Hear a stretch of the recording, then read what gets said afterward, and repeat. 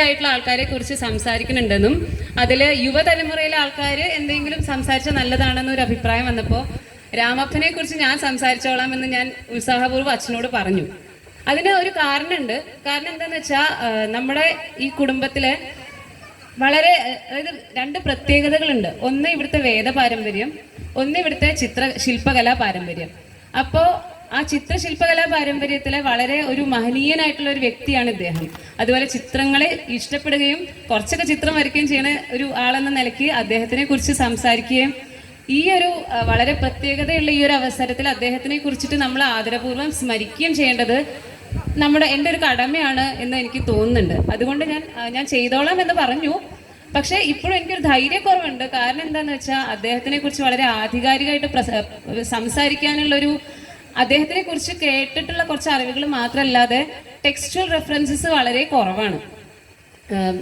KT Ramavarma എഴുതിയിട്ടുള്ള കൈരളി വിധേയൻ അപ്പൻ തമ്പുരാൻ എന്നുള്ള പുസ്തകത്തിൽ അദ്ദേഹത്തിനെ കുറിച്ചുള്ള പരാമർശങ്ങൾ ഉണ്ട് എന്നത് ഞാൻ വിസ്മരിക്കണില്ല. എന്നിരുന്നാലും അദ്ദേഹത്തിനെ കുറിച്ച് വളരെ ആധികാരികമായിട്ട് പ്രസംഗിക്കാനൊക്കെ പറ്റുമെന്ന് ചോദിച്ചാൽ എനിക്കറിയില്ല. അതുകൊണ്ട് തെറ്റുകൾ എന്തെങ്കിലും വരുത്തുന്നുണ്ടെങ്കിൽ എന്നോട് ക്ഷമിക്കണം എന്ന് ഞാൻ ആദ്യമേ പറയുകയാണ്. അദ്ദേഹത്തിനെ കുറിച്ച് ഞാൻ ആദ്യമായിട്ട് കേട്ടിട്ടുള്ളത്, അല്ലെങ്കിൽ ആദ്യമായിട്ട് കേട്ടിട്ടുള്ളതെന്ന് പറയാൻ പറ്റുമെന്ന് അറിയില്ല, എന്നാലും എനിക്ക് സ്ട്രൈക്ക് ചെയ്തിട്ടുള്ളത്, അതായത് അദ്ദേഹത്തിനെ കുറിച്ചും നമ്മുടെ ഈ കുടുംബത്തിലെ ഈ ചിത്രകലാ പാരമ്പര്യത്തെക്കുറിച്ചും എനിക്ക് വളരെ സ്ട്രൈക്കിംഗ് ആയിട്ട് തോന്നിയിട്ടുള്ള ഒരു സന്ദർഭം ഞാൻ ആദ്യം പറയാം. ഞാൻ 7ാം ക്ലാസ്സിൽ പഠിക്കുമ്പോൾ മലയാള മനോരമ ഒരു പെയിന്റിംഗ് കോമ്പറ്റീഷൻ നടത്തിയിട്ടുണ്ടായിരുന്നു. അതായത് തൃശ്ശൂർ, പാലക്കാട്, മലപ്പുറം ജില്ലകളിൽ ഉള്ള സ്കൂൾ വിദ്യാർത്ഥികളെ ഉൾപ്പെടുത്തിയിട്ടുള്ള ഒരു പെയിന്റിംഗ് കോമ്പറ്റീഷൻ. എൻ്റെ നീള എന്നായിരുന്നു അതിൻ്റെ പേര്. അപ്പോൾ അതിൽ പേര് സൂചിപ്പിക്കുന്ന പോലെ തന്നെ ഭാരതപ്പുഴയെ കുറിച്ച് വരയ്ക്കുക, കുട്ടികൾക്കുള്ള അവരുടെ അതായത് ഭാരതപ്പുഴയെ കുറിച്ചുള്ള അവരുടെ ആശയങ്ങൾ അല്ലെങ്കിൽ അനുഭവങ്ങൾ വരയ്ക്കുക എന്നുള്ളതായിരുന്നു ആ പെയിന്റിംഗ് കോമ്പറ്റീഷൻ. അപ്പോൾ അതിലെന്തോ പൊട്ടഭാഗ്യം കൊണ്ടോ എന്തോ എനിക്ക് ഫസ്റ്റ് കിട്ടി. എന്നിട്ട് ന്യൂസ് പേപ്പർ റിപ്പോർട്ടൊക്കെ വന്നിട്ടുണ്ടായിരുന്നു. അപ്പോൾ ആ ഒരു അവസരത്തിലാണ് അച്ഛൻ്റെ അമ്മ എന്നോട് പറഞ്ഞത്, നിനക്കും ഈ വഴി പൊക്കൂടെ, നമ്മുടെ ഈ കുടുംബത്തിൽ ഒരു ചിത്രകലാ പാരമ്പര്യമുണ്ട്. അതുപോലെ രാമപ്പനെ കുറിച്ചും ഭാനുവലിയച്ഛൻ അവരെ കുറിച്ചൊക്കെ പറഞ്ഞതൊക്കെ ആ ഒരു അവസരത്തിലാണ്. അപ്പോൾ ആ ഒരു കാര്യമാണ്, ആ സമയത്താണ് എന്നെ അത് സത്യം പറഞ്ഞാൽ സ്ട്രൈക്ക് ചെയ്തത്. അതായത് കാരണം ഞാൻ ജനിച്ചപ്പോൾ മുതലേ അമ്പലത്തിൽ പോകുന്നുണ്ട്, ഈ ചിത്രങ്ങൾ കാണുന്നുണ്ട്. പക്ഷെ അദ്ദേഹത്തിൻ്റെ ഒരു മഹനീയതയെക്കുറിച്ചും ഈ കുടുംബത്തിൽ നിലനിൽക്കുന്ന ഈ ചിത്രകലാ പാരമ്പര്യത്തിനെ കുറിച്ചൊക്കെ ഞാൻ ബോധവതിയായതും അപ്പോഴാണെന്ന് എനിക്ക് തോന്നുന്നത്. അതുകൊണ്ടാണ് ഞാൻ ഈ ഒരു അവസരം പറയുന്നത്. അതുപോലെ എനിക്ക് അദ്ദേഹത്തിനെ കുറിച്ച് പറഞ്ഞ അച്ഛനമ്മയും ഞാൻ വളരെ ആദരപൂർവ്വം ഈ ഒരു അവസരത്തിൽ സ്മരിക്കുന്നുണ്ട്.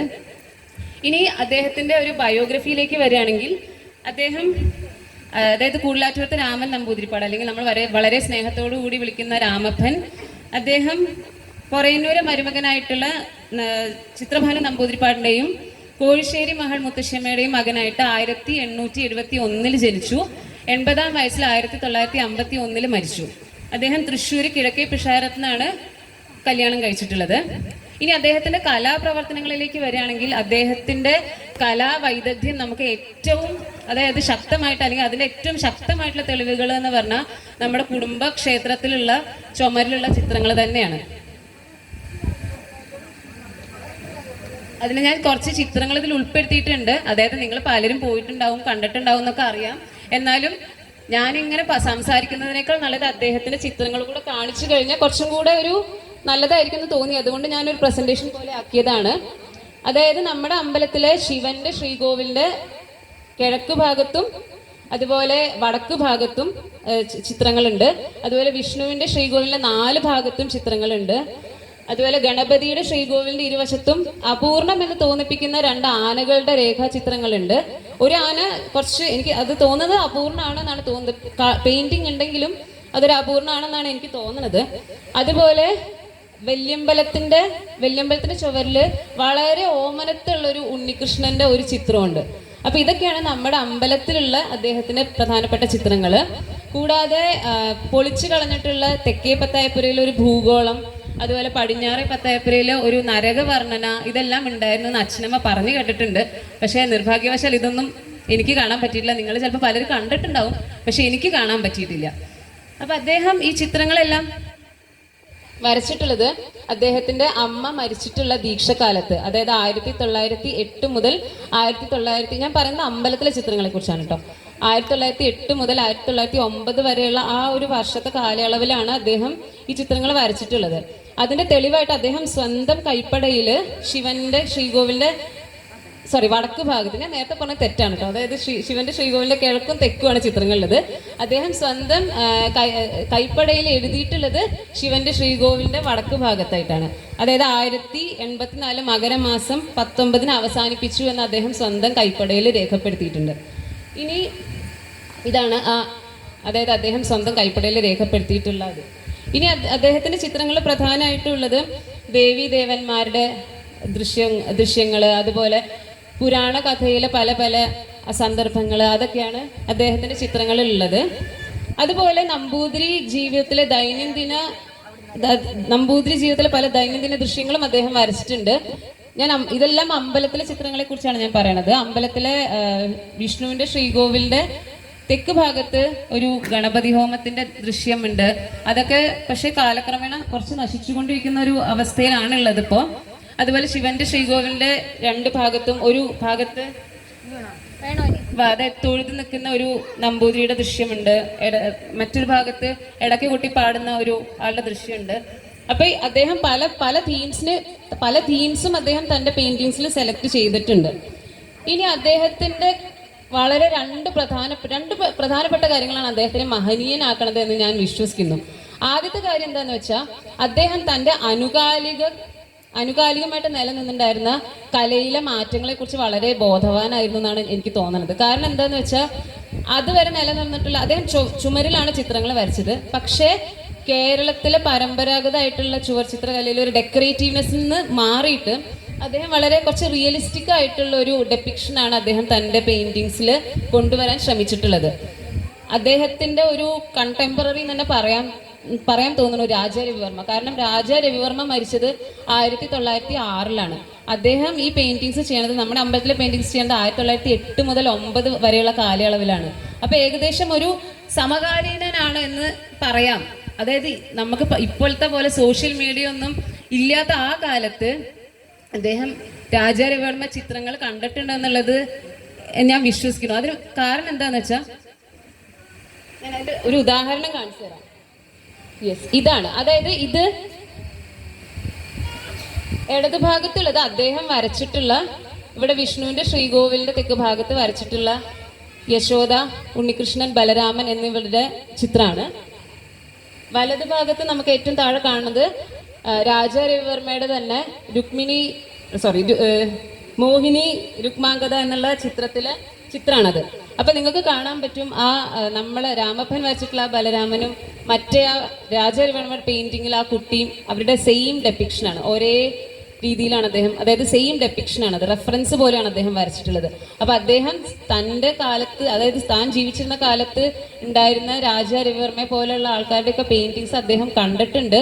അത് മാത്രമല്ല, അദ്ദേഹം അതായത് ഒരു വിഷണറി ആയിരുന്നു എന്ന് പറയാം. കാരണം അദ്ദേഹം നിലനിന്നിരുന്ന ഒരു ചുമർ ചിത്രകലാ പാരമ്പര്യത്തിൽ നിന്ന് മാറി പുതിയ കാലത്തെ മാറ്റങ്ങളെ സ്വന്തം കലയിലും സ്വാംശീകരിച്ച് അതുപോലെ വരയ്ക്കാൻ ശ്രമിച്ചിട്ടുള്ള ഒരു വിഷണറി ആയിരുന്നു എന്ന് തന്നെ പറയാൻ പറ്റും. അപ്പൊ അത് ആ കാലത്ത് നമുക്ക് ആലോചിക്കുമ്പോൾ അത്രയ്ക്കൊരു കേമത്വം തോന്നുമെന്ന് അറിയില്ല. പക്ഷെ ആ ഒരു കാലത്ത് നമുക്കിപ്പോ സോഷ്യൽ മീഡിയ ഒന്നും അവൈലബിൾ അല്ലാത്ത ആ ഒരു കാലത്ത് അത് വളരെ ഒരു മഹത്തായ ഒരു കാര്യമാണെന്ന് തന്നെ ഞാൻ വിശ്വസിക്കുന്നുണ്ട്. അതുപോലെ വേറൊരു കാര്യം എന്താണെന്ന് വെച്ചാൽ, അദ്ദേഹത്തിന് മഹനീയനാക്കുന്ന അല്ലെങ്കിൽ ഒരു വളരെ ഒരു പ്രഗത്ഭനാക്കുന്ന വേറൊരു കാര്യം എന്ന് പറഞ്ഞാൽ, നമ്മുടെ ആ കാലത്തുണ്ടായിരുന്ന ഒരു സാമൂഹിക അന്തരീക്ഷവും കുടുംബ അന്തരീക്ഷത്തിലൊക്കെ ചിത്രകല എത്രത്തോളം പ്രോത്സാഹിപ്പിച്ചിരുന്നു എന്നുള്ളത് കുറച്ച് സംശയമാണ്. അതായത് ഇപ്പൊ തന്നെ വളരെ കുറവാണ്. അതായത് ഒരു അധ്യാപിക, ഒരു കലാധ്യാപിക എന്ന നിലയിൽ എൻ്റെ കുട്ടികളോട് ഞാൻ അങ്ങനെ എന്തെങ്കിലും ഒരു ഡിസൈനിങ് കോഴ്സ് ഒക്കെ എടുക്കാൻ പറഞ്ഞാൽ തന്നെ അവരുടെ പാരൻസ് അത്രത്തോളം ഒന്നും സപ്പോർട്ടീവ് അല്ല. അപ്പൊ ഈ ഒരു കാലത്ത് അങ്ങനെയായിരുന്നു. അപ്പൊ അത്രയും ഒരു 100 വർഷം, ഒരു നൂറ്റാണ്ട് മുമ്പ് എത്രത്തോളം ഇതിനെയൊക്കെ ചുറ്റുമുള്ള ആൾക്കാർ പ്രോത്സാഹിപ്പിച്ചിട്ടുണ്ടായിരുന്നു എന്നുള്ളത് വളരെ സംശയകരമാണ്. അപ്പൊ ആ ഒരു പ്രതികൂല സാഹചര്യത്തിൽ നിന്നിട്ടും അദ്ദേഹം ഇത്ര വലിയൊരു പ്രോജക്റ്റ്, വളരെ ഭീമമായിട്ടുള്ള ഒരു പ്രോജക്റ്റ് എന്ന് തന്നെ പറയാം, ഒരു പേപ്പറിൽ വരയ്ക്കുകയോ ഒരു ക്യാൻവാസിൽ വരയ്ക്കുകയല്ല അദ്ദേഹം ചെയ്തത്. ഒരു അമ്പലത്തിന്റെ എല്ലാ ചുമരിലും അദ്ദേഹം വരച്ചു. അതും അസിസ്റ്റൻസ് ഒക്കെ ചിലപ്പോൾ ഉണ്ടായിരുന്നിരിക്കാം, 1-2 പേര്. പക്ഷെ എനിക്ക് തോന്നുന്നില്ല അദ്ദേഹം സിംഗിൾ ഹാൻഡഡ്ലി തന്നെ ആയിരിക്കും അത് വരച്ചിട്ടുണ്ടാവുക എന്നാണ് ഞാൻ വിശ്വസിക്കുന്നത്. അപ്പൊ ഇത്രയും വലിയൊരു പ്രോജക്റ്റ് അദ്ദേഹം ചെയ്ത് തീർത്തു എന്നുള്ളത് വളരെ മഹത്തായിട്ടുള്ള ഒരു കാര്യമാണെന്ന് ഞാൻ ഉറച്ചു വിശ്വസിക്കുന്നുണ്ട്. അതായത് ആ കാലത്ത് കലാസാമഗ്രികൾ, ആർട്ട് മെറ്റീരിയൽസ് ഒന്നും അവൈലബിൾ ആയിരുന്നില്ല. ആ ഒരു കാലത്ത് അദ്ദേഹം ചിലപ്പോൾ സ്വന്തം കൈകൊണ്ട് വർണ്ണങ്ങൾ ഉണ്ടാക്കിയിട്ടായിരിക്കും ഇതിനൊക്കെ പെയിന്റിങ്സ് എല്ലാം ചെയ്തിട്ടുണ്ടാവുക. അപ്പോൾ നമ്മൾ വളരെ ആദരപൂർവ്വം അതായത് സ്മരിക്കേണ്ട നമ്മുടെ ഒരു കാരണവരാണെന്ന് ഞാൻ വളരെ ഉറച്ചു വിശ്വസിക്കുന്നുണ്ട്. അതായത് ഇത്രയും വലിയൊരു ഭീമമായിട്ടുള്ളൊരു പ്രോജക്റ്റ് കംപ്ലീറ്റ് ചെയ്ത് ഇപ്പം എൻ്റെ പോലെ എനിക്കൊക്കെ അതായത് ചിലപ്പോൾ കുട്ടിക്കാലത്ത് എന്നെ അത്രയ്ക്കൊന്നും ഇൻസ്പയർ ചെയ്തിട്ടുണ്ടാവില്ല. പക്ഷേ ഇപ്പോൾ ഓരോ പ്രാവശ്യം അമ്പലത്തിലേക്ക് മുഴുവൻ അദ്ദേഹത്തിൻ്റെ ചിത്രങ്ങൾ എന്നെ ഭയങ്കരമായിട്ട് ഇൻസ്പയർ ചെയ്യുന്നുണ്ട്. അപ്പോൾ എത്രയോ കാലം ഞാനിപ്പോൾ അദ്ദേഹത്തിൻ്റെ അന്ന് ഞങ്ങൾ കാൽക്കുലേറ്റ് ചെയ്തപ്പോൾ ഞാൻ എൻ്റെ 6ാം തലമുറയിൽ പെട്ട ആളാണ് അദ്ദേഹം. അപ്പോൾ ഇത്രയും വരും തലമുറയിലൊക്കെ ഇൻസ്പയർ ചെയ്തിട്ട് ഇപ്പോൾ അതായത് വരയ്ക്കാൻ വലിയ ഇഷ്ടമില്ലാത്ത ആൾക്കാരാണെങ്കിൽ പോലും നമുക്ക് ആ അമ്പലത്തിൽ പോകുമ്പോൾ നമുക്കൊരു കണ്ണിനൊരു കുളിർമ കിട്ടുന്നുണ്ട്. ആ ഒരു കുളിർമയൊക്കെ തന്നുകൊണ്ട് അതായത് അദ്ദേഹം ആ ചിത്രങ്ങളിലൂടെ അമരനായിട്ട് തന്നെ ജീവിക്കണമെന്ന് ഞാൻ ഉറച്ചു വിശ്വസിക്കുന്നുണ്ട്. അതുപോലെ തന്നെ നമ്മുടെ ഈ കുടുംബത്തിലെ കലാപാരമ്പര്യത്തെക്കുറിച്ച് സംസാരിക്കുമ്പോൾ നമ്മൾ ഒരിക്കലും മറന്നു പോകാത്ത ഒരാളാണ്, മറക്കാൻ പാടില്ലാത്ത ഒരാളാണ് ഭാനു വലിയച്ഛൻ. KC ചിത്രഭാനു. അദ്ദേഹം 1951 ജനിച്ചത്. കൂളാറ്റുപുറത്ത് ചിത്രഭാനു നമ്പൂതിരിപ്പാടിൻ്റെയും മുരിയത്തെ മഹൽ കാളി അന്തർജനത്തിൻ്റെയും മകനായിട്ടാണ് ജനിച്ചത്. കുട്ടിക്കാലം മുതലേ അദ്ദേഹത്തിന് ചിത്രകലയിൽ വളരെ ഇൻട്രസ്റ്റ് ഉണ്ടായിരുന്നു എന്നാണ് ഞാൻ പലരും കേട്ടിട്ടുള്ളത്. അതുകൊണ്ടായിരിക്കാം അദ്ദേഹം വിക്ടോറിയ കോളേജിൽ BA ഹിന്ദി കഴിഞ്ഞ ശേഷം അദ്ദേഹം ഈ ഒരു ഫീൽഡിലേക്ക് വരാൻ വേണ്ടിയിട്ട് അദ്ദേഹം കലാപീഠം എന്ന ഇൻസ്റ്റിറ്റ്യൂട്ടിൽ ചേർന്ന് ചിത്രകല അഭ്യസിച്ചു. അതിനുശേഷം കുരുക്ഷേത്ര യൂണിവേഴ്സിറ്റിയിൽ പോയിട്ട് അവിടെ കാലിഗ്രാഫിസ്റ്റായിട്ട് വർക്ക് ചെയ്തു. എന്നിട്ടാണ് അദ്ദേഹം MS യൂണിവേഴ്സിറ്റി, ബറോഡയിൽ MS യൂണിവേഴ്സിറ്റിയിൽ അദ്ദേഹം കലാചരിത്രം പഠിക്കാൻ വേണ്ടിയിട്ട് ജോയിൻ ചെയ്യുന്നത്. അതിനുശേഷം അദ്ദേഹം അവിടെ കുറച്ചു കാലം റിസർച്ച് അസിസ്റ്റൻ്റായിട്ട് വളരെ പ്രഗത്ഭനായിട്ടുള്ള രത്തൻ പരിമു എന്നൊക്കെ പേരുള്ള കലാചരിത്രകാരന്മാരുടെ കീഴിൽ വർക്ക് ചെയ്തിട്ടുണ്ട്.